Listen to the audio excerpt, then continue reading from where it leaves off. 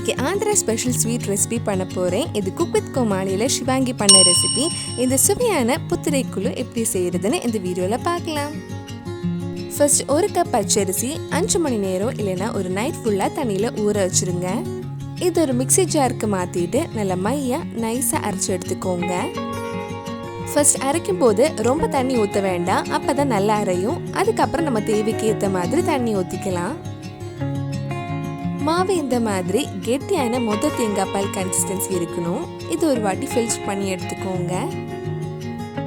இந்த sweet recipe 2-3 வாட்டி நம்ம செஞ்சு பார்த்தா தான் அது பர்ஃபெக்டாக வரும். நான் இதான் ஃபர்ஸ்ட் டைம் ட்ரை பண்ணியிருக்கேன். இந்த மாதிரி ஒரு காட்டன் துணி எடுத்துக்கோங்க. இது மாவில் நல்லா டிப் பண்ணி தோசைக்கல்ல தேய்ச்சி எடுக்கலாம்.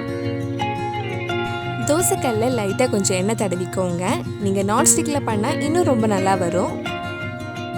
மீடியம் ஃப்ளேமில் வச்சுக்கோங்க. ரொம்ப லோவாகவும் இல்லாமல் ரொம்ப ஹையாகவும் இல்லாமல் ஒரு மீடியம் ஃப்ளேமில் இருக்கட்டும்.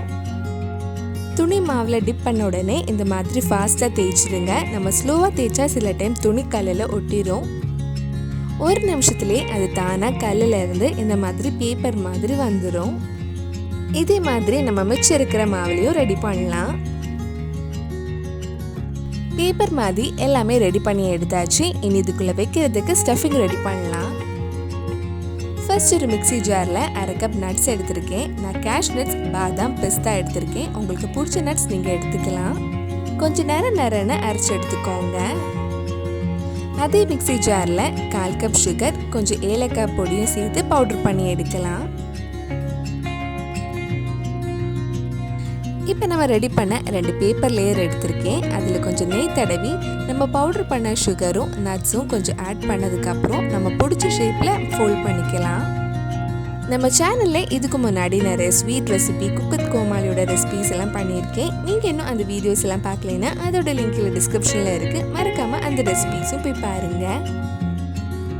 அவ்வளவுதான், ரொம்ப சுவையான ஸ்வீட் ரெசிபி ரெடி ஆயிடுச்சு. கண்டிப்பாக நீங்களும் இந்த ரெசிபி உங்கள் வீட்டில் செஞ்சு பாருங்கள்.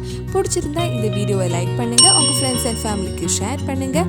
வேறு நல்லா குக் வித் கோமாளி ரெசிபி நம்ம சேனலில் ட்ரை பண்ணலான்னு கீழே கமெண்ட் பாக்ஸில் சொல்லுங்கள். நீங்கள் இன்னும் என்னோட சேனலை சப்ஸ்கிரைப் பண்ணலைன்னா மறக்காமல் சேனலையும் சப்ஸ்கிரைப் பண்ணுங்கள். கூடவே அந்த பெல் ஐக்கனையும் ப்ரெஸ் பண்ணால் நான் புது வீடியோ போட்ட உடனே உங்கள் ஃபோனுக்கு நோட்டிஃபிகேஷன் வந்துடும்.